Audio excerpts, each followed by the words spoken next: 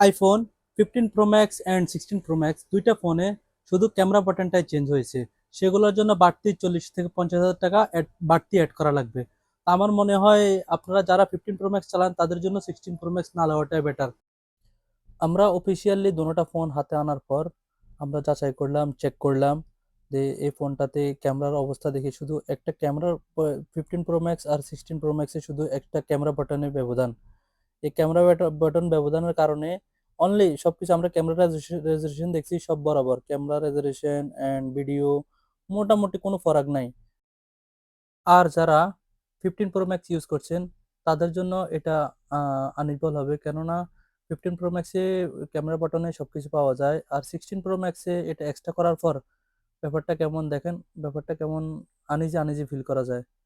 মানে প্রথমবার ইউজ করতে আপনি নিজে আনিজি আনিজি ফিল করবেন। কেননা আমি আনার পর আমি চেক করছি, অনেকক্ষণ চেক করার পর বুঝতে পারলাম